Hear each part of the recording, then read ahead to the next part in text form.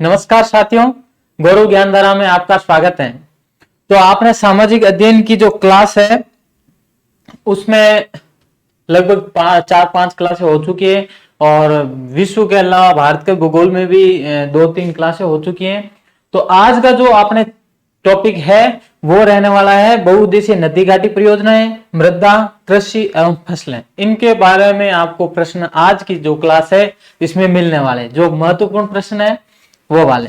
हालांकि समय बहुत कम बचा है, आपने जो रीट एग्जाम का 1-2 दिन ही है, तो करते हैं आज की क्लास शुरू, क्योंकि आपके पास भी टाइम की कमी है, ये मुझे भी पता है, हमने भी रीट दी है तो हमें भी पता है।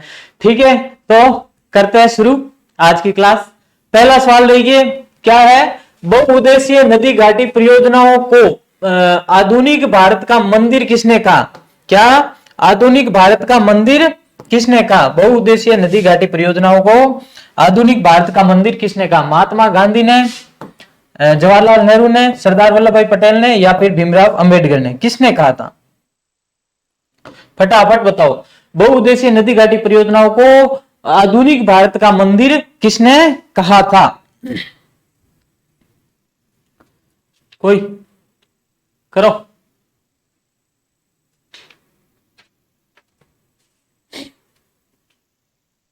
सीधी बात है, बार बार सवाल आ रहा है, किसने कहा था? आपने जवाहरलाल नेहरू। जवाहरलाल नेहरू थे ना भारत के प्रथम प्रधानमंत्री, भारत के प्रथम प्रधानमंत्री।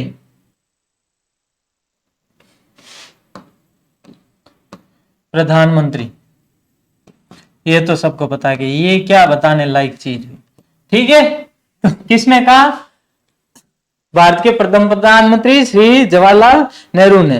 और इन्होंने भाखड़ा बांध के बारे में क्या कहा था? एक भाखड़ा बांध है ना, भाखड़ा बांध, भाखड़ा बांध को क्या कहा?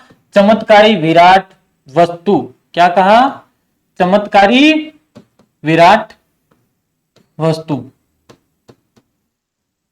किसने कहा था? यही जवाहरलाल नेहरू ने ही भाखड़ा बांध को चमत्कारी विराट वस्तु कहा था। तो बात हो गई, बहुउद्देशीय नदी घाटी परियोजनाओं को आधुनिक भारत का मंदिर किसने कहा? पंडित जवाहरलाल नेहरू ने। पंडित जवाहरलाल नेहरू ने भाखड़ा बांध को चमत्कारी विराट वस्तु कहा था, इसकी संज्ञा दी थी। ठीक है, चलो बढ़े आगे।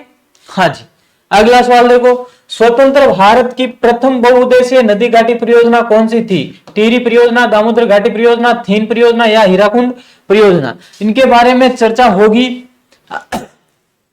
कौन सी परियोजना थी जो कि स्वतंत्र भारत की पहली परियोजना थी?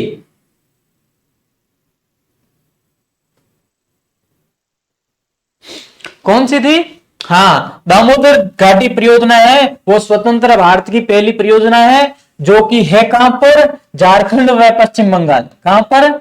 झारखंड व पश्चिम बंगाल में। कहां पर है? झारखंड व पश्चिम बंगाल में। किस पर? दामोदर नदी पर। किस पर? दामोदर नदी। और दामोदर नदी को, इसी दामोदर नदी को बंगाल का शोक भी कहा जाता है। इसी दामोदर नदी को बंगाल का शोक भी कहा जाता है। बंगाल का शोक कहा जाता है। एक शोक कौन सी होता है? कोसी नदी को किसका शोक कहा जाता? बिहार का शोक। कोसी नदी को बिहार का शोक कहा जाता है, ध्यान रखना, ये भी साथ साथ याद रखें। बाकी दामोदर घाटी परियोजना है वो स्वतंत्र भारत की पहली बहुउद्देशीय परियोजना है। स्वतंत्र भारत यानी स्वतंत्र कब हुआ? 1947 में, और ये परियोजना 1948 में आई थी। कब आई थी? 1948 की बात। ओके, ठीक है, हो गया। स्वतंत्र भारत की पहली बहुउद्देशीय नदी घाटी परियोजना दामोदर घाटी परियोजना। ओके, चल बढ़े आगे। हाँ जी, गोविंद वल्लभ पंत सागर किस परियोजना का जलाशय है? भाखड़ा नागल परियोजना, रिहंद परियोजना, हीराकुंड परियोजना या दामोदर परियोजना? गोविंद वल्लभ पंत सागर परियोजना जो एक बांध है वो किस परियोजना का जलाशय है? बताओ। हाँ, यही गोविंद वल्लभ सागर जो बांध है ये भारत का सबसे बड़ा कृत्रिम बांध है, भारत का सबसे बड़ा कृत्रिम बांध।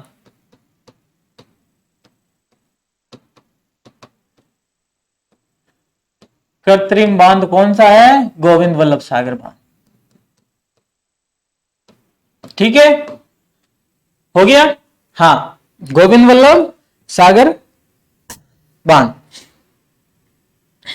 हाँ, किस परियोजना का हिस्सा है? रिहंद परियोजना। और रिहंद परियोजना है कहां पर? यूपी। कहां पर है? यूपी, जो कि सोन नदी पर है। किस पर? सोन नदी पर। सोन नदी पर उत्तर प्रदेश में है। और गोविंद वल्लभ पंत सागर जो बांध है वो रिहंद परियोजना का हिस्सा है। और ये जो गोविंद वल्लभ पंत सागर है जो बांध है, ये भारत का सबसे बड़ा कृत्रिम बांध है। ठीक है, उत्तर प्रदेश में। बढ़े आगे। हाँ जी, नेक्स्ट, नाथपा झाकरी। नाथपा झाकरी परियोजना किस नदी पर निर्मित है? सतलज नदी, हिमाचल प्रदेश, चिनाब नदी, जम्मू कश्मीर, व्यास नदी, पंजाब, या फिर रावी नदी, पंजाब। नाथपा झाकरी परियोजना किस नदी पर निर्मित है? बताओ फटाफट, किस पर है? हाँ, सतलज नदी पर, हिमाचल प्रदेश में। कहां पर है? हिमाचल प्रदेश में सतलज नदी पर नाथपा झाकरी परियोजना निर्मित है। ओके, हाँ, नेक्स्ट प्रश्न। हाँ, सरदार सरोवर परियोजना से लाभान्वित होने वाले राज्य हैं गुजरात, महाराष्ट्र, मध्य प्रदेश, राजस्थान, आंध्र प्रदेश, मध्य प्रदेश, गुजरात या महाराष्ट्र, ओडिशा, मध्य प्रदेश, गुजरात, महाराष्ट्र, मध्य प्रदेश, गुजरात, कर्नाटक या महाराष्ट्र। बताओ कौन कौन से राज्य है वो सरदार सरोवर परियोजना से लाभान्वित है? तो बात है सरदार सरोवर जो बांध है, एक चीज बता दूं, ये परियोजना सरदार सरोवर परियोजना, ठीक है, ये किस नदी पर है? नर्मदा नदी पर। किस पर है? नर्मदा नदी पर। नर्मदा नदी पर। ओके, और इस पर सरदार सरोवर बांध बना हुआ है। सरदार सरोवर बांध कहां पर है? गुजरात में। कहां पर है? गुजरात में। गुजरात में इस पर नर्मदा नदी पर सरदार सरोवर बांध बना हुआ है। इससे नर्मदा नदी निकलती है। कौन सी? नर्मदा नदी।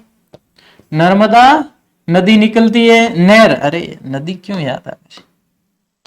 नर्मदा नहर निकलती है, ठीक है, जो कि राजस्थान में प्रवेश कहां से करती है? राजस्थान में सीलू गांव। राजस्थान में सीलू गांव से प्रवेश करती हैं। सीलू गांव, जालोर। कहां पर है? जालोर से प्रवेश करती हैं।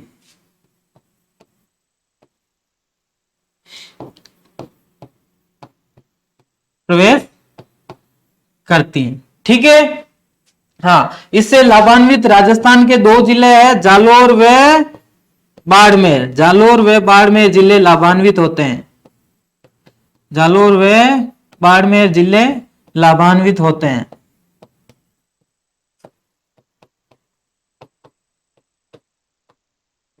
ओके, हाँ, यही जो नहर है एकमात्र स्प्रिंकलर पद्धति पर आधारित है, नहीं फवारा पद्धति पर आधारित सिंचाई। हाँ, बताओ कौन कौन से जिले हो गए? देखो, गुजरात है, ये महाराष्ट्र है, मध्य प्रदेश और राजस्थान, ये चारों ही जिले सरदार सरोवर परियोजना से लाभान्वित है। बांध कहां बना हुआ है? गुजरात में। सरदार सरोवर बांध गुजरात में बना हुआ है। किस नदी पर है? नर्मदा नदी पर, ठीक है। हाँ, चलो, निम्न में से कौन सा युग्म सही सुमेलित नहीं है? माही बजाज सागर परियोजना गुजरात व राजस्थान, चंबल परियोजना राजस्थान व उत्तर प्रदेश, व्यास परियोजना राजस्थान पंजाब व हरियाणा, इंदिरा गांधी नहर परियोजना राजस्थान पंजाब। बताओ कौन सा युग्म सही सुमेलित नहीं है? माही बजाज सागर परियोजना सही है, राजस्थान व गुजरात। हाँ, चंबल परियोजना राजस्थान उत्तर प्रदेश। देखो ये खोटा है आपने,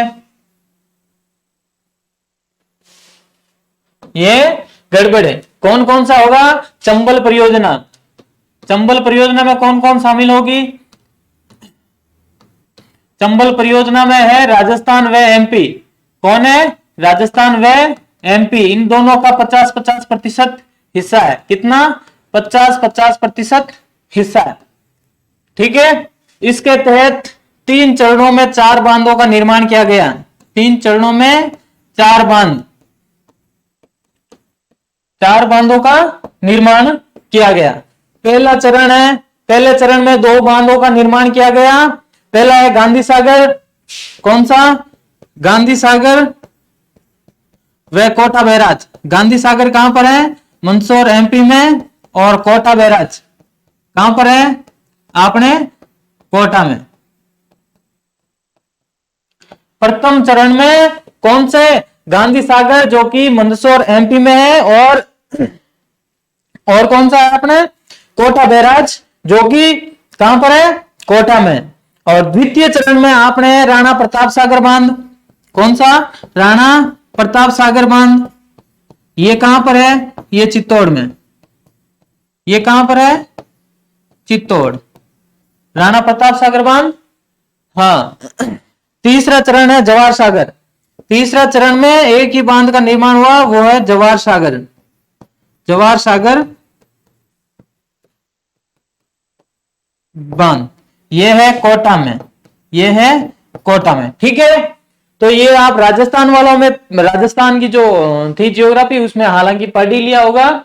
ठीक है, फिर भी देख लो। चंबल परियोजना चंबल नदी पर है। इसके तहत ये राजस्थान और एमपी की संयुक्त परियोजना है। इसमें 50-50% हिस्सा दोनों का है। 3 चरणों में 4 बांधों का निर्माण किया गया है। प्रथम चरण में गांधी सागर व कोटा बैराज, गांधी सागर जो कि मध्य प्रदेश में है और कोटा बैराज राजस्थान में है ही है, कोटा में। दूसरे चरण में राणा प्रताप सागर बांध जो कि चित्तौड़ में है। तीसरे चरण में जवाहर सागर बांध जो कि कोटा में, इसका निर्माण किया गया। ओके, बढ़े आगे। भाखड़ा नागल परियोजना एक संयुक्त परियोजना है। हरियाणा पंजाब राजस्थान, हरियाणा पंजाब दिल्ली, हिमाचल प्रदेश, हरियाणा पंजाब, पंजाब दिल्ली, राजस्थान। भाखड़ा नागल बांध बताओ।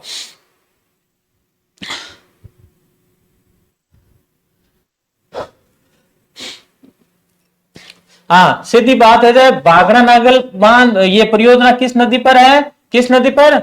सतलज। किस पर है? सतलज नदी पर। किस पर है? सतलज नदी पर। किस पर है?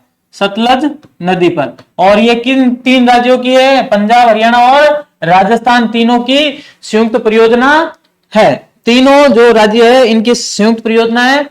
और ये देश की सबसे बड़ी बहुउद्देशीय परियोजना है। देश की सबसे बड़ी बहुउद्देशीय परियोजना।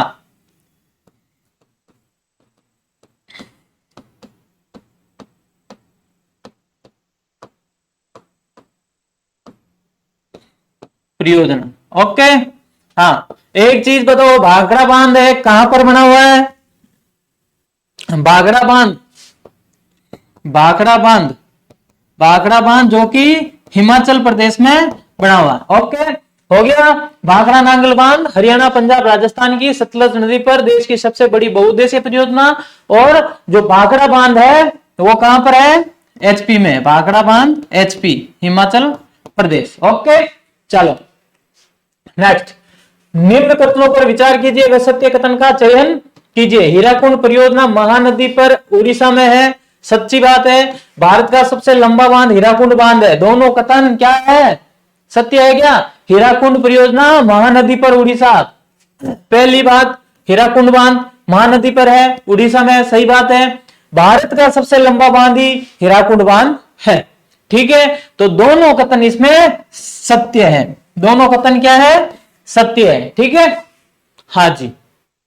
बढ़े आगे। आगे किशन गंगा परियोजना का संबंध किस राज्य से है? किशन गंगा जम्मू कश्मीर, उत्तराखंड, हिमाचल प्रदेश या पंजाब? बताओ, किशन गंगा परियोजना किस राज्य में है? हाँ, किशन गंगा परियोजना आपने जम्मू कश्मीर में है, किशन गंगा नदी पर। किस पर? किशन गंगा नदी पर जो कि भारत व पाक के मध्य विवादित है। कहां पर है? भारत पाक के मध्य विवादित।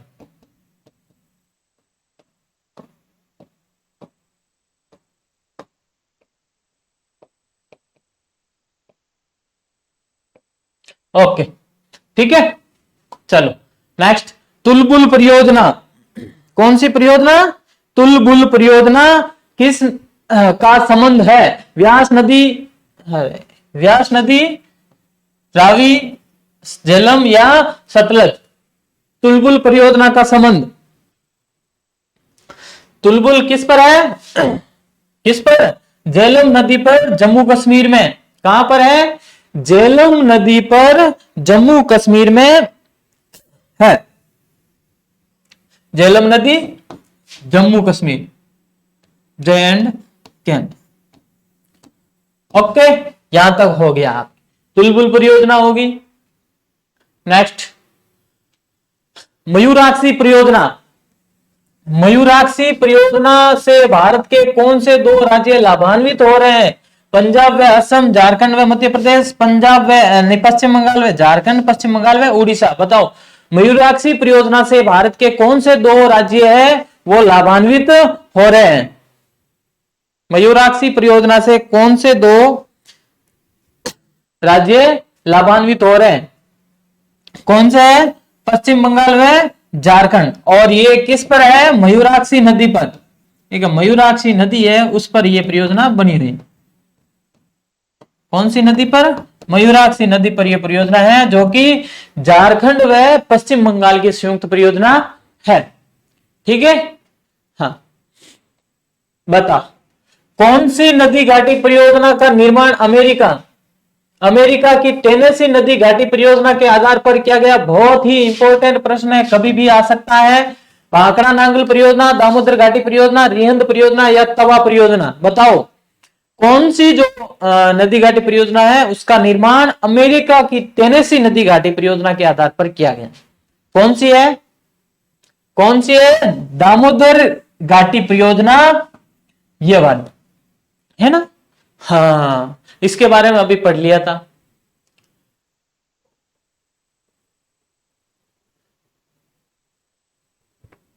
हाँ, आगे देखो, बगलिहार जल विद्युत परियोजना की स्थापना किस नदी पर की गई? कौन सी? बगलिहार जल विद्युत परियोजना।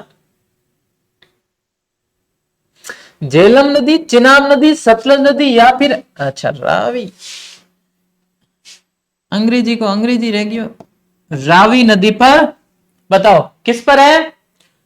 बगलिहार जल विद्युत परियोजना। तो यह है चिनाब नदी पर। और चिनाब नदी कहां पर? जम्मू कश्मीर। कहां पर? जम्मू कश्मीर।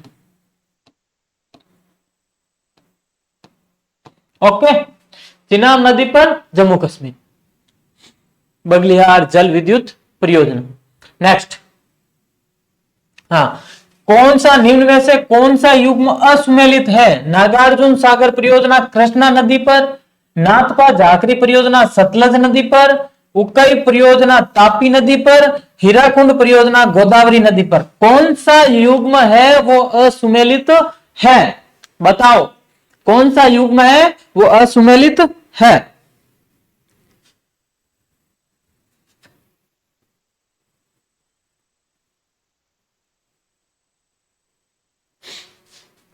कौन सा है? अभी आपने पढ़ लिया था 2 या 3 प्रश्न पहले।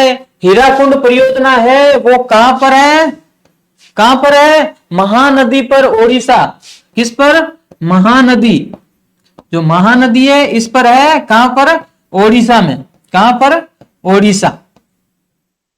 ठीक है, हाँ, उक्कई परियोजना सही है, तापी नदी पर है। कहां पर? गुजरात। कहां पर? गुजरात है, सही बात है। यह है आंध्र व तेलंगाना की सीमा पर। आंध्र व तेलंगाना की सीमा पर।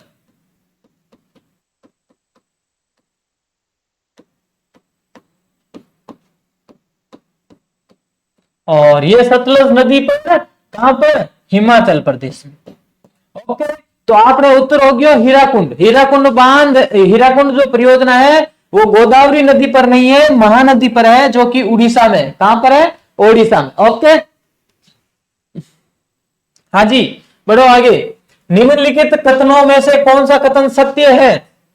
भारत का सबसे ऊंचा बांध टिहरी बांध है, भारत का सबसे ऊंचा गुरुत्वीय बांध भाखड़ा बांध है? केवल एक कथन सत्य है, केवल दो कथन सत्य है, दोनों कथन सत्य है, या फिर दोनों कथन असत्य है? बताओ।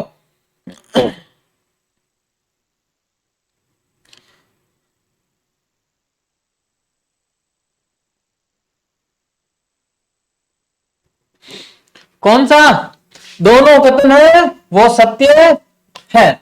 हाँ, टिहरी बांध के बारे में, भाखड़ा के बारे में अपन ने बात कर ली। टिहरी बांध देखो, टिहरी बांध कहां पर है? उत्तराखंड में।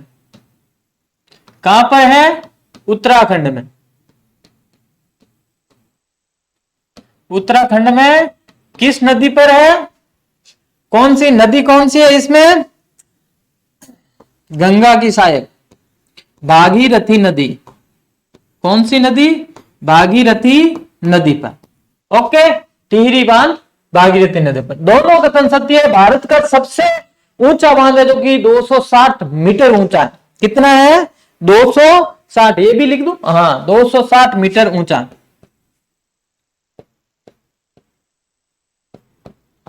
हाँ, 260 मीटर ऊंचा जो बांध है, कौन सा है? टिहरी बांध, उत्तराखंड में भागीरथी नदी पर बना हुआ। और गुरुत्वीय बांध, सबसे ऊंचा गुरुत्वीय बांध है वो भाखड़ा बांध। कौन सा बांध है? भाखड़ा बांध। चलो बढ़े आगे। नेक्स्ट, तीस्ता जल विद्युत परियोजना किस राज्य में स्थित है? हिमाचल प्रदेश, उत्तराखंड, सिक्किम या अरुणाचल प्रदेश? तीस्ता जल विद्युत परियोजना किस पर है? किस राज्य में है? किस राज्य में तीस्ता?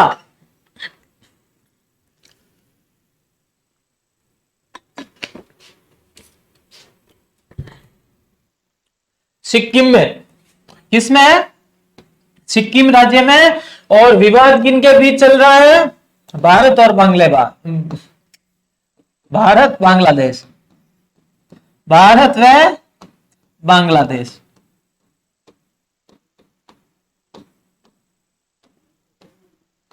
इन दो देशों के मध्य विवाद चल रहा है। ओके, हाँ। सिंधु जल संधि के तहत निर्मित प्रथम बांध कौन सा है?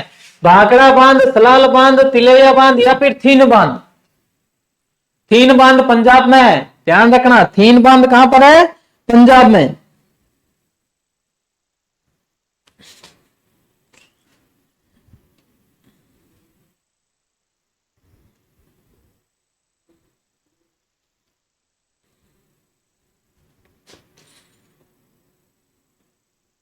कौन सा हो गया?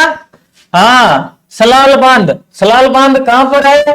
बताओ, सलाल बांध कहां पर है? जम्मू कश्मीर में चिनाब नदी पर बना हुआ है। कहां पर? चिनाब नदी पर, जम्मू कश्मीर में। चिनाब नदी पर, जम्मू कश्मीर में। ठीक है, भाखड़ा हो गया। स्वतंत्र भारत का पहला बांध है तिलैया। स्वतंत्र भारत का पहला बांध,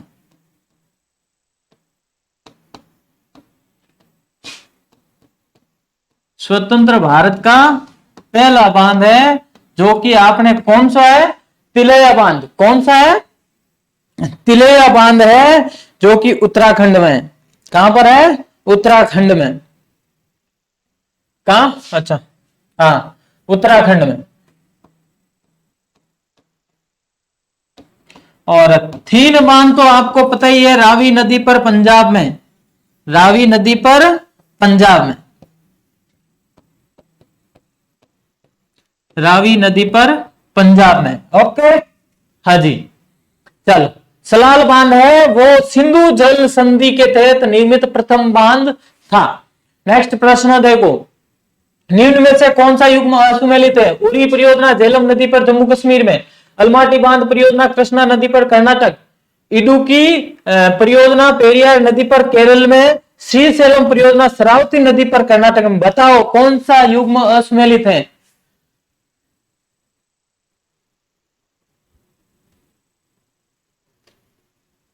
कौन सा? उरी परियोजना सही बात है, झेलम नदी पर, जम्मू कश्मीर में है। अलमाटी परियोजना कृष्णा नदी पर, कर्नाटक। एकदम अच्छी बात है। किस पर है? कृष्णा नदी पर, कर्नाटक में। फिर इडुक्की परियोजना भी केरल में है, पेरियार नदी पर। लेकिन श्रीशैलम परियोजना है वो कर्नाटक में नहीं है। कहां पर?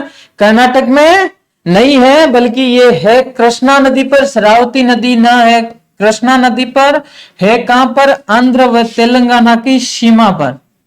आंध्र व तेलंगाना की सीमा पर है।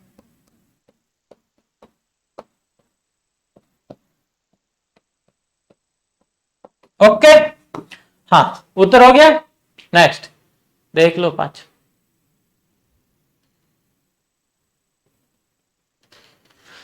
हाँ, शिव समुद्रम जल विद्युत परियोजना स्थित है कर्नाटक, केरल, तमिलनाडु या आंध्र प्रदेश। शिव समुद्रम जलप्रपात है ना, शिव समुद्रम जलप्रपात है कहां पर?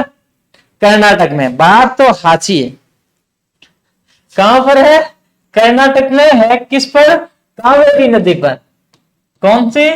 कावेरी नदी पर। ओके, चल, हाँ, यहां तक हो गया। शिव समुद्रम जलप्रपात किस नदी पर है? कावेरी नदी। अरे जलप्रपात क्या, जल विद्युत परियोजना। जलप्रपात बहुत याद आ रहा है आज। शिव समुद्रम जल विद्युत परियोजना कर्नाटक में कावेरी नदी पर। चलो इसका कोई स्क्रीनशॉट ले हमारे। हाँ, मृदा का अध्ययन कहलाता है। मृदा का अध्ययन कहलाता है पेडोलॉजी, पीडोजीनियसिस, पेडोगोजी या फिर पोमोलॉजी। बताओ, मृदा का अध्ययन।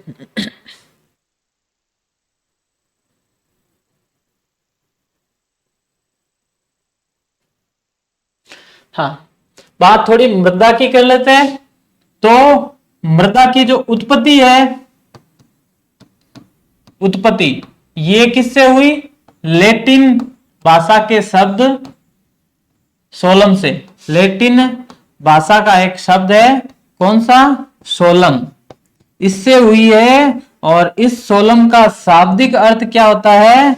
शाब्दिक अर्थ, शाब्दिक अर्थ होता है फर्श। क्या होता है? फर्श। ओके, क्या होता है?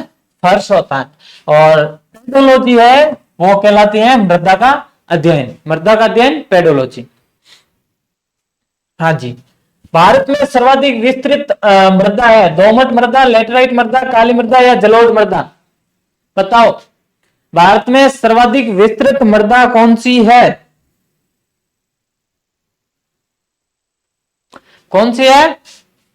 जलोढ़ मृदा। कौन सी है? जलोढ़ मृदा। इसे कांप या कछारी मृदा भी कहा जाता है। कांप या कछारी मृदा भी कहा जाता है। ठीक है। और जलोढ़ मृदा के बाद में आता है लाल पीली का नंबर। जलोढ़ मृदा के बाद लाल पीली कौन सी? ये तीर लगा दो। जलोढ़ मृदा सर्वाधिक, फिर आती है लाल पीली, फिर आती है काली और लास्ट में लेटराइट कर देना। काली और लास्ट में लेटराइट। हाँ, ये है मृदा का भारत में वर्गीकरण।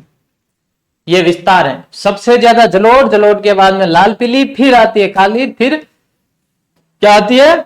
लेटराइट मृदा। तो सर्वाधिक कौन सी होगी? जलोढ़। हाँ, स्वतः जुताई, स्वतः जुताई वाली मृदा किस मृदा को कहा जाता है? काली मृदा, लेटराइट मृदा, लाल पीली मृदा या फिर मृष्टलीय मृदा? स्वतः जुताई होती है ना, कैसे? हाँ, सूखने के बाद दरारें पड़ जाती है, उसमें भी आप बीज बो सकते। तो वो कौन सी है? काली मृदा। कौन सी है? काली जो मृदा है उसे स्वतः जुताई वाली मृदा भी कहा जाता है। आगे देखो, पासामेंट्स, ऑर्थेंट्स और फ्लूवेंट्स निम्नलिखित में से किस मृदा के उपवर्ग है? एल्फिसोल्स, एंटीसोल्स, इंसेप्टिसोल्स या वर्टिसोल्स? बताओ, किस मृदा के उप मृदा का नाम, उपवर्ग? तो इसको पढ़ने के लिए आप ध्यान रख लेना, एक आपने जीजीडी फैक्ट दे रखा है इसका, तो उसको एक बार याद करके जाना, क्योंकि आजकल सवाल ऐसे बनने लगे। सामेंट्स ध्यान रखना, कौन से? सामेंट्स, फ्लूवेंट्स, ये इनके उपवर्ग है। सामेंट्स और फ्लूवेंट्स अगर आप याद कर लोगे तो अपना आप ये याद हो जाएगा, पासामेंट्स हो चाहे कोई भी सामेंट्स दो, ठीक है। हाँ, तो ये है आपने एंटीसोल्स की, किसकी है, एंटीसोल्स जो मृदा होती है इसके मृदा उपवर्ग है, ठीक है। तो आजकल ऐसे सवाल आते हैं, इंपॉर्टेंट है, एक बार फैक्ट देख लेना ताकि आपके जो डाउट है वो भी क्लियर हो जाए, और ऐसे सवाल अगर बन भी जाए तो आपके 2 नंबर या 1-2 नंबर पक्के भी सीधे सीधे, ठीक है। हाँ, वैसे भी फैक्ट पढ़ जाओ, फायदा ही। नेक्स्ट, कौन सी मृदा को ऊसर, रे, अल्कलाइन आदि के रूप में जाना जाता है, भूरी मृदा, लाल मृदा, लवणीय मृदा या जलोढ़ मृदा। किस मृदा को ऊसर, रे, अल्कलाइन आदि के नाम से जाना जाता है, कौन सी है मृदा, तो वो है अपने लवणीय मृदा। कौन सी मृदा है, लवणीय मृदा है।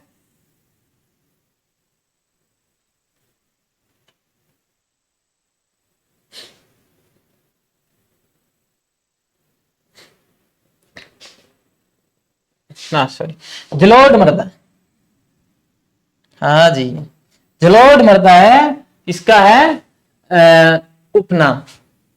नेक्स्ट, आगे, भारत सरकार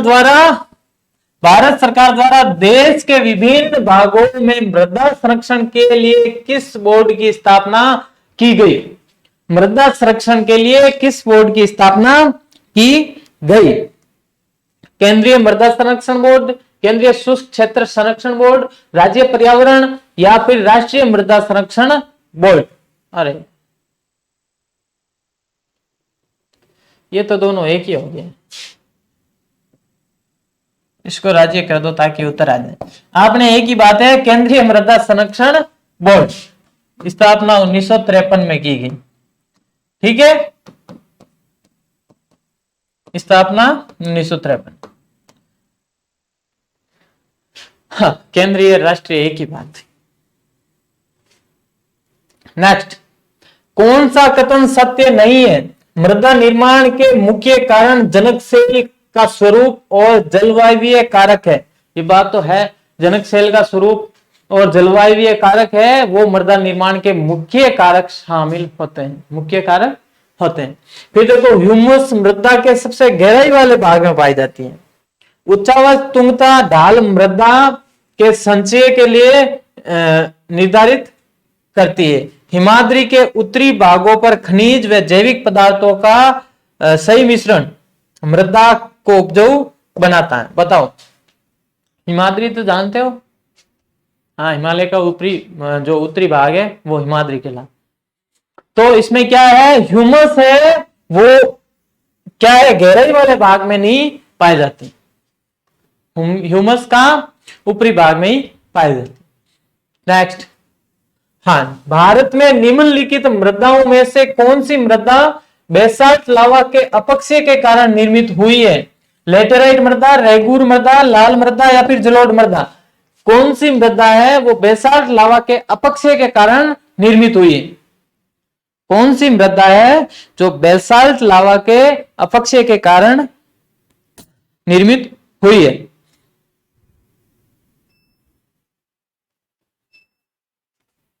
तो वो है आपने रेगूर मृदा, जिसे काली मृदा भी कहा जाता है। क्या कहा जाता है, काली मृदा भी इसे कहा जाता है। क्या कहा जाता है, काली मृदा। हाँ, और इसका काला रंग है, काला रंग किसके कारण होता है, काला रंग टिटेनीफेरस मैग्नेसाइट, टिटेनीफेरस मैग्नेटाइट के कारण।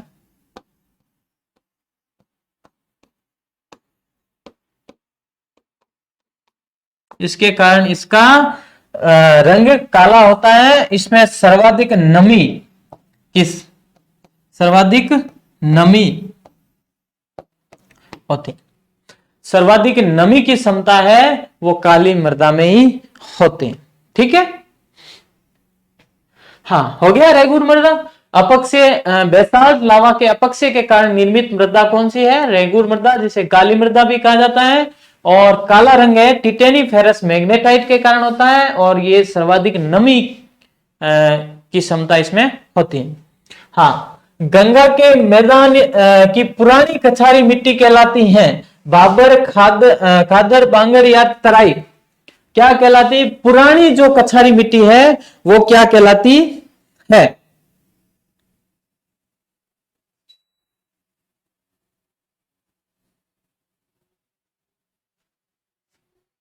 क्या कहलाती है बताओ? बांगर कहलाती है। और नवीन जलोढ़ मिट्टी जो है वो खादर कहलाती है। नवीन जलोढ़ मिट्टी है वो खादर कहलाती है।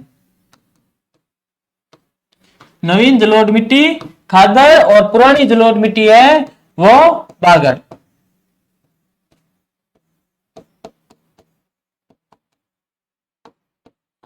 ओके, तो हो गया बांगर।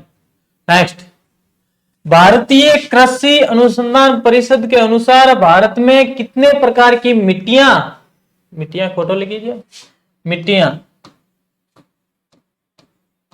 मिट्टियां पाई जाती है? 4, 8, 5 या 6?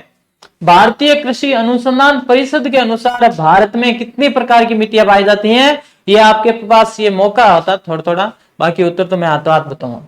कौन सा है, कितना है? 8 प्रकार की। 8 प्रकार की मिट्टियां पाई जाती। ओके, नेक्स्ट, मृदा की उर्वरा शक्ति बनाए रखने के लिए सहायक फसलें हैं? तिलहनी फसलें, दलहनी फसलें, खाद्यान्न फसलें या फिर नगदी फसलें? बताओ उत्तर थोड़ा सा। कौन सी फसल है जो कि मृदा की उर्वरा क्षमता बनाए रखने के लिए सहायक है? तो वो है आपने दलहनी फसलें। कौन सी फसलें? दलहनी फसलें। जो दालें होती है ना, दाल वाली फसलें मृदा की उर्वरा क्षमता को बनाए रखती हैं, बढ़ाती हैं। अगर मृदा की उर्वरा क्षमता गायब हो गई है तो क्या करते हैं? दलहन की फसलें उगाते हैं। क्या क्या क्षमता, जेंडर चेंज।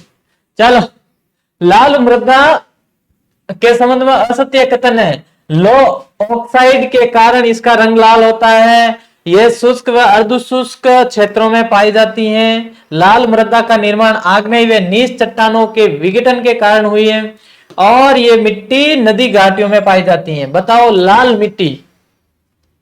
लाल मृदा के संबंध में कौन सा कथन असत्य है?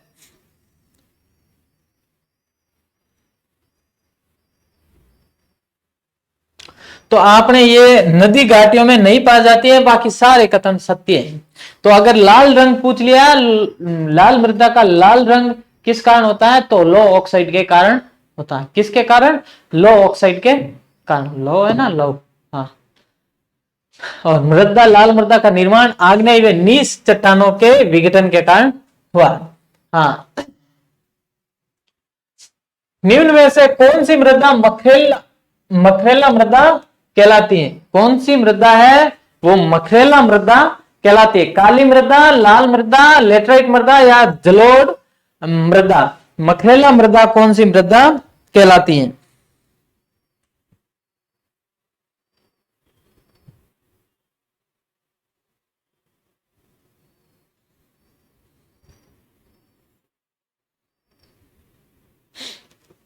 बताओ कौन सी? लेटराइट मृदा। ये सर्वाधिक कहां, किस राज्य में सर्वाधिक है? केरल में पाई जाती है। कहां पर है सर्वाधिक? केरल में। और पश्चिम घाट में कहां पर है? जो पश्चिमी घाट है वहां पर इस प्रकार की मिट्टी, लेटराइट मिट्टी पाई जाती है। यहाँ वर्षा जो है कितनी? 200 सेंटीमीटर तक वर्षा की इनमें आवश्यकता होती है। कितनी? 200 सेंटीमीटर से अधिक वर्षा वाले जो स्थान होते हैं वहां पर ये मिट्टी पाई जाती है। कहां पर? 200 सेंटीमीटर से अगर अधिक वर्षा वाले स्थान है वहां पर ये मिट्टी पाई जाती है। तो आपने तो भाई साहब आशा ही नहीं रखा। लाल मिट्टी, लेटराइट मिट्टी की आस अपन नहीं रखते। आपने 200 सेंटीमीटर वर्षा नहीं होती। चलो, हाँ, कृषि विभाग राजस्थान के मृदा वर्गीकरण के अनुसार रेवनीना मृदा, कौन सी? रेवनीना मृदा पाई जाती है। श्री गंगानगर, बीकानेर, उदयपुर या जालोर? बताओ, रेवरीना मृदा कहां पाई जाती है? कहां पाई जाती है? श्री गंगा नगर। कहां पे? श्री गंगा नगर में रेवरीना मृदा पाई जाती है। हाँ, राजस्थान के किस जिले में कैल्सी ऑर्थिड, कौन सी? कैल्सी ऑर्थिड मृदा पाई जाती है। कैल्सी ऑर्थिड मृदा पाई जाती है। उदयपुर, सीकर, सिरोही या जैसलमेर? बताओ किसमें? सीकर व जो उसके पड़ोसी जिले हैं उसमें ये कैल्सी ऑर्थिड। कौन सा है? डीडवाना कुचामन है। डीडवाना कुचामन है ना, तो इन जिलों में क्या है? ये कैल्सी ऑर्थिड मृदा पाई जाती है। हाँ जी। नेक्स्ट, मिट्टी की लवणता व क्षारीयता की समस्या के समाधान हेतु किसका उपयोग किया जाता है? रॉक फॉस्फेट, जिप्सम खाद या घिया पत्थर? अम्लीयता को खत्म करने के लिए रॉक फॉस्फेट का। ठीक है, तो जिप्सम का उपयोग है वो उसके लिए किसकी? क्षारीयता की समस्या को समाप्त करने के लिए जिप्सम का उपयोग किया जाता है। एक सफेदा है, सफेदा का उपयोग कहां करते हैं? सेम की समस्या से समाधान पाने के लिए। सेम की समस्या जो कि राजस्थान में गंगानगर के आसपास होती है। सेम की समस्या के समाधान के लिए सफेदा का उपयोग, सफेदा होता ना पेड़, उसका। हाँ जी। नेक्स्ट प्रश्न, राजस्थान में पाई जाने वाली सिरोजम मृदा की उर्वरा शक्ति अपेक्षाकृत कम होती है। सिरोजम मिट्टी में नाइट्रोजन व कार्बनिक पदार्थों की कमी होती है। ए और आर दोनों सही है, परंतु आर ए की सही व्याख्या नहीं करता है। ए और आर दोनों सही है तथा आर ए की सही व्याख्या करता है। ए सही है, आर गलत है। ए और आर दोनों गलत है। बताओ। पहली बात है, ए और आर सही है, दोनों ही सही है, और व्याख्या आर है वो ए की सही करता है। क्या है? सिरोजम मिट्टी में किसकी?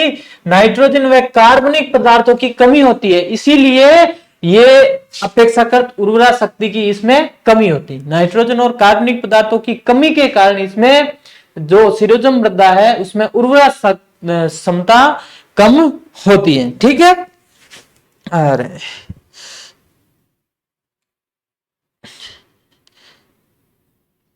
हाँ, आपने राजस्थान में ये सिरोजम मृदा कटावा है। सिरोजम मृदा राजस्थान में ध्यान रखना, पाली, अजमेर, जयपुर ये क्षेत्र है। अजमेर है, पाली है, जयपुर है, ये क्षेत्र है ना। अजमेर है, पाली है, जयपुर। अब बीच वाले जो क्षेत्र आ जाएंगे ये भी, इसमें क्या है? रेवरिनी सिरोजम मृदा पाई जाती। ठीक है, तो कथन ये जो 2 नंबर है ये सत्य है। 2 नंबर सत्य है। ओके। सुनहरा रेशा किसे कहा जाता है? सुनहरा रेशा किसे कहा जाता है? कपास, जूट, नारियल या चावल? तो सुनहरा रेशा है आपने जूट को कहा जाता है। सीधा सीधा सवाल, सीधा सीधा उत्तर। बढ़ो। हाँ, भारत में हरित क्रांति का जनक किसे माना गया है? Hiralal Chaudhary, Sam Pitroda, M S Swaminathan, Varghese Kurien? बताओ, भारत में हरित क्रांति का जनक किसे माना गया?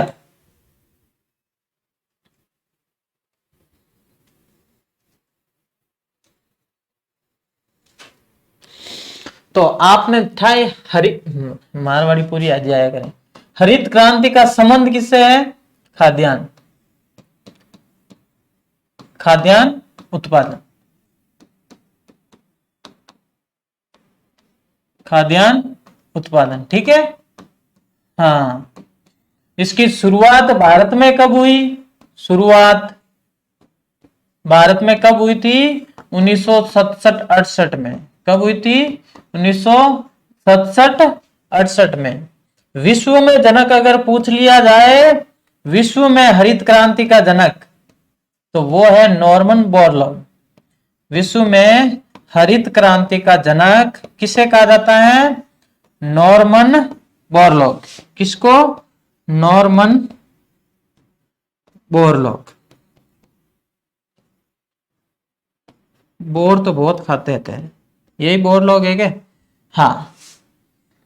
और सर्वाधिक प्रभाव अगर पूछे, सर्वाधिक प्रभाव किस फसल पे पड़ा था, तो वो पड़ा आपने गेहूं पर। सर्वाधिक प्रभाव गेहूं पर पड़ा था। ठीक है, अत्री चीजा। हाँ, पहली बार हरित क्रांति शब्द का पहली बार प्रयोग, यह भी देख लियो। हरित क्रांति शब्द का पहली बार प्रयोग, हरित क्रांति शब्द का प्रथम बार प्रयोग किसने किया था? वो क्या था? William Gate. किसने? William Gate. ओके। हाँ, अब वर्गीज कुरियन तो है नहीं, क्योंकि ये किसका संबंध है इसका? दुग्ध क्रांति से। किससे है? दुग्ध क्रांति। दुग्ध क्रांति के जनक ऑपरेशन फ्लड, ऑपरेशन फ्लड का संबंध वर्गीज कुरियन। तो भारत में है एम एस स्वामीनाथन। कौन है? M S Swaminathan. नेक्स्ट।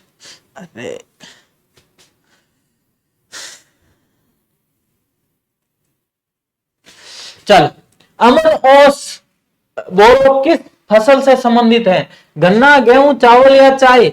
अमन ओस है बोरो, तीन जो है किस्मा, ये किससे संबंधित है? तो ये है चावल की। किसकी है? चावल की। अमन है वो शीतकालीन है, अमन है शीतकालीन किस्म। कौन सी है? शीतकालीन। और ओस, ओस, ओस कौन सी है? वर्षा या शरद? ठीक है, अरे वही है ऋतु। और फिर है बोरो, ये ग्रीष्मकालीन। बोरो ग्रीष्मकालीन। ये है इनकी, किसकी? चावल की। अमन, ओस, बोरो। ठीक है, इसके अलावा भी किसमें है? कौन कौन सी है चावल की? गोदावरी है, जमुना है, पद्मा है। गोदावरी है, जमुना है, पद्मा है, जगन्नाथ हो। कौन सा? जगन्नाथ। हाँ, और जगन्नाथ। पूसा बासमती वो तो है ही है, जगन्नाथ, पूसा बासमती। ठीक है, तो ये थी आपने किसकी? हाँ, चावल की जो किस्में है वो वाली। किसकी? चावल की प्रमुख किस्में। चलो लियो स्क्रीनशॉट।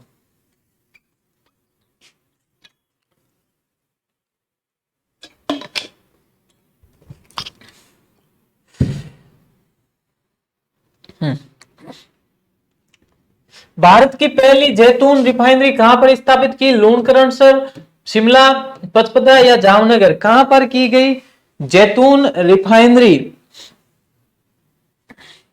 हाँ, ओल्विकल्चर है ना, जैतून कृषि, ओल्विकल्चर। कौन सी? ओल्विकल्चर है जैतून कृषि, जैतून कृषि।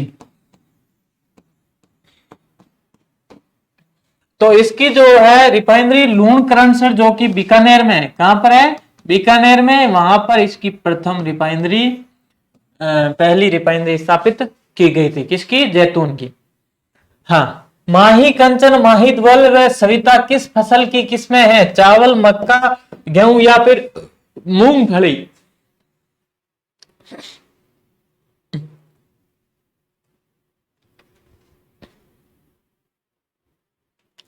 हाँ, किसकी है? किसकी है? अच्छा, मक्का की। किसकी? मक्का की है। और मक्का का जो सूखा चारा होता है, इसे साइलेज कहा जाता है। सूखा चारा क्या कहलाता है? साइलेज। और हरे पौधे से, हरे पौधे के स्टार्च से क्या बनाया जाता है? एथिलीन प्राप्त किया जाता है।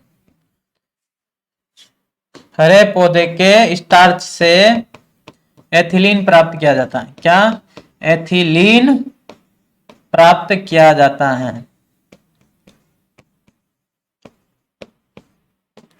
हाँ, फिर देखो, हो गया ये बात, माही, कंचन, माही धवल और सविता है। ठीक है, ये तो है ये। अगर यहां पर माही सुगंधा आ जाए, एक और है रे माही सुगंधा, कौन सी? माही सुगंधा। अगर ये किस्म आ जाए तो आकिंगी है, चावल की है, आकिंगी है, चावल की किस्म है, ना कि मक्का की।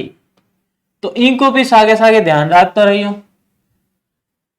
चलो नेक्स्ट, न्यूनतम भूमि पर अधिकतम उपज की दृष्टि से की जाने वाली कृषि है गहन कृषि, व्यापारिक कृषि, आर्द्र कृषि या विस्तीर्ण कृषि। तो वो है आपने गहन कृषि। हाँ, निर्वाह कृषि का भाग है ना, निर्वाह कृषि उसका भाग है, गहन निर्वाह कृषि। आगे, सोना कल्याण, सोनालिका, गंगा लहरी किस फसल की किस्म है? सोना कल्याण आ गया, मतलब सोना ही सोना है, किसमें है? गेहूं में। किसमें है? गेहूं। हाँ, किसकी है? गेहूं की, जो कि शीतोष्ण कटिबंधीय पौधा है। पहली बात ये ध्यान रखना, शीतोष्ण कटिबंधीय पौधा है। सर्वाधिक अगर पूछे तो आपने यूपी में होता है, सर्वाधिक यूपी में। ओके, सर्वाधिक कहां पर है? यूपी में, सर्वाधिक यूपी, ये ध्यान रख लेना। हाँ, इनके अलावा एक दो और फेमस कौन सी है? हाँ, लाल बहादुर, लाल बहादुर, ये कहां पीछे रहती है? लाल बहादुर, ये भी इसी की किस्म है, लाल बहादुर। लाल बहादुर है ना? लाल बहादुर भी इसी की किस्म है। लाल बहादुर है, मैक्सिकन है, सुजाता, ये सारी इसकी किस्में है। किसकी? गेहूं की। चलो बढ़ो आगे। निम्नलिखित में से कौन सा युग्म असुमेलित है? नीली क्रांति मत्स्य उत्पादन, गुलाबी क्रांति झींगा उत्पादन, गोल क्रांति है आलू, और लाल क्रांति मछली उत्पादन। बताओ क्रांतियों से संबंधित। तो नीली क्रांति सही है, मत्स्य उत्पादन है, गुलाबी क्रांति झींगा है, गोल क्रांति आलू है, लाल क्रांति ये खोटा है। लाल क्रांति किससे संबंधित है? लाल क्रांति टमाटर और मांस उत्पादन। लाल क्रांति टमाटर व मांस, टमाटर व मांस उत्पादन से संबंधित है। ओके, हाँ जी, ओके। नेक्स्ट, निम्न में से रबी की फसल का उदाहरण। रबी की फसल, रबी होती ना उनाळू फसल, रबी की फसल।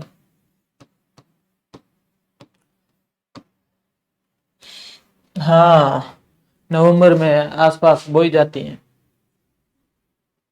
वही फसल कौन सी है?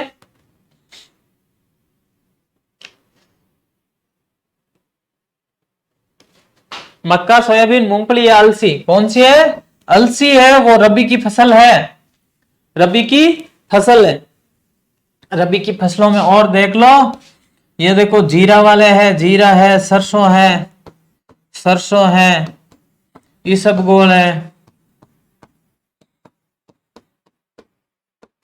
इसबगोल है, मेथी है, मेथी। ये जो फसलें हैं ये किस में आती हैं आपके? ये किसमें? रबी की फसलों में। चलो, राष्ट्रीय कृषि एवं ग्रामीण विकास बैंक नाबार्ड की स्थापना किस वर्ष हुई? 1983, 1982, 1981 या 1985? किस वर्ष नाबार्ड की स्थापना हुई है? नाबार्ड, नाबार्ड की स्थापना कब हुई थी? नाबार्ड की स्थापना, नाबार्ड की स्थापना हुई थी 12 जुलाई 1982 को। कब हुई? 1982 को, 12 जुलाई 1982 को नाबार्ड की स्थापना हुई थी। चलो, मिट्टी की नमी को बनाए रखने के लिए जैविक पदार्थों की एक परत के साथ अनाच्छादित, अनाच्छादित जमीन को कवर करने की प्रक्रिया, यानी जो जमीन किसी से ढकी हुई नहीं है, उस जमीन को जैविक पदार्थों की एक परत के साथ कवर करने की जो पद्धति है, प्रक्रिया है, ये क्या कहलाती है? समोच्च रेखीय जुताई, छत की खेती, मल्चिंग या इंटरक्रॉपिंग? बताओ। तो वो होता है मल्चिंग। क्या होता है? मल्चिंग। क्या होता है? मल्चिंग, ध्यान रख लेना। नेक्स्ट, हाँ, भारत के योजना आयोग ने भारत को कितने कृषि जलवायु क्षेत्रों में विभाजित किया है? 10, 15, 12 और 20। तो ध्यान रखना, राजस्थान को 10 कृषि जलवायु क्षेत्रों में विभाजित किया। 10 कृषि जलवायु क्षेत्रों में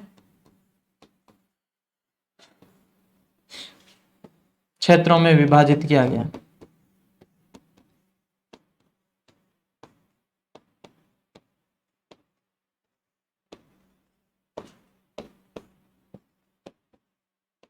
ओके, राजस्थान को 10 में और भारत को 15 में विभाजित किया गया। कितने? 15 कृषि जलवायु क्षेत्रों में। नेक्स्ट, हाँ, भारत में प्राकृतिक रबड़ उत्पादन में अग्रणी राज्य कौन सा है? केरल, तमिलनाडु, कर्नाटक या पश्चिम बंगाल? कौन सा राज्य रबड़ उत्पादन में अग्रणी राज्य है? तो वो है अपने केरल। कौन सा है? केरल राज्य है, वो रबड़ उत्पादन में अग्रणी राज्य है। चलो, भारत का चावल का कटोरा किस क्षेत्र को कहा जाता है? उत्तर पूर्व क्षेत्र, कृष्णा गोदावरी डेल्टा, इंडो गांगेय क्षेत्र या केरल तमिल क्षेत्र? बताओ। चावल का कटोरा गोदावरी व कृष्णा का डेल्टा, गोदावरी कृष्णा का डेल्टा है भारत का चावल का कटोरा कहलाता। चावल है वो भारत में सबसे ज्यादा खाद्य पदार्थ में, खाद्यान्न में सबसे ज्यादा खाया जाने वाला चावल ही। चलो आगे, हाँ, निम्न में से कौन सा युग्म सही सुमेलित नहीं है? विटीकल्चर अंगूर की खेती, सेरिकल्चर रेशम कीट, एपीकल्चर मधुमक्खी और वर्मी कल्चर बागवानी? बताओ कौन सा है? हाँ जी, क्या वर्मी कल्चर दिखे आपने? हाँ जी, वर्मी कल्चर क्या होता है? केंचुआ पालन। वर्मी कल्चर ये होता है केंचुआ पालन। क्या होता है? केंचुआ पालन।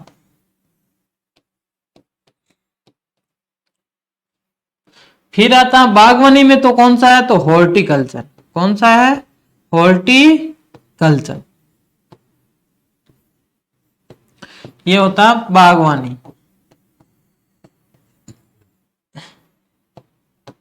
ओके, वर्मी कल्चर, केंचुआ पालन। नेक्स्ट, निम्न में से कौन सी खरीफ की फसल नहीं है? चावल, जवार, अरंडी, तंबाकू, अरहर, मक्का, अलसी और तारामीरा?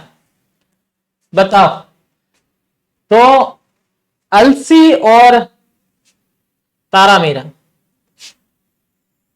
ये किसकी है? रबी की फसल है। ये किसकी है?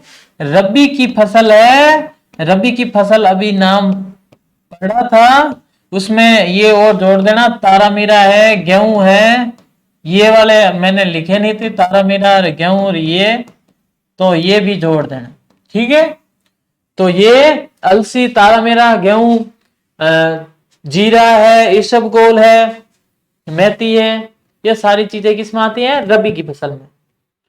खरीफ की फसल में चावल है, जवार है, अरंडी है, तंबाकू है, कपास है, ये सारे इसमें आते हैं खरीफ फसल में। हाँ जी, रोबिस्टा अरेबिका किसकी किस्म है? रोबिस्टा अरेबिका किसकी किस्म है? चाय, कॉफी, गन्ना या अफीम?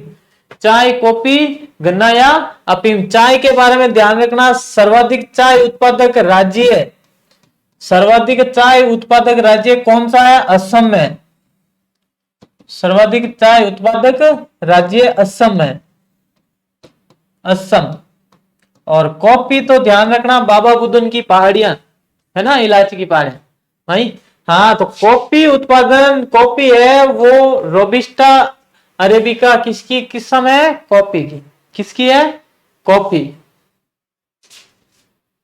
ट्रक फार्मिंग का संबंध है, ट्रक फार्मिंग का संबंध किससे? फल, सब्जी, मधुमक्खी पालन, गहन कृषि या जैविक कृषि? तो ट्रक फार्मिंग का संबंध ये फल सब्जी से ही है। किससे है? फल और सब्जी से। हाँ, हिमालय क्षेत्र में की जाने वाली स्थानांतरित कृषि कहलाती है देपा, खिल, पायलू या पोंडू।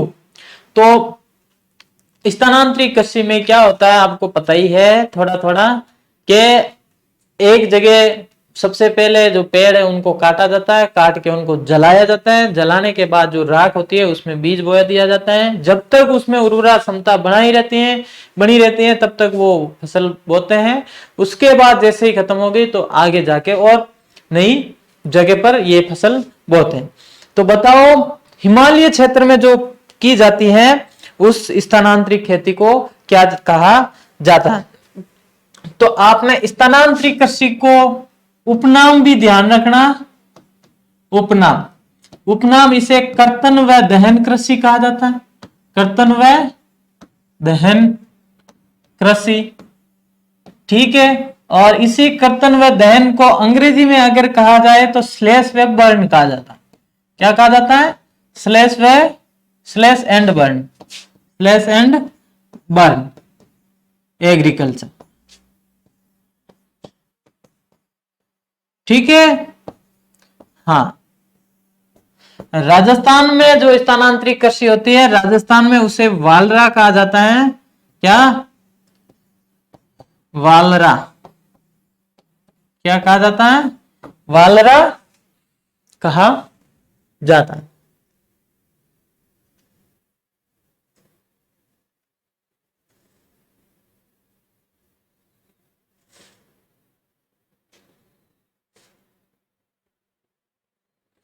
तो क्या कहा जाता है हिमालयन क्षेत्र में? खिल।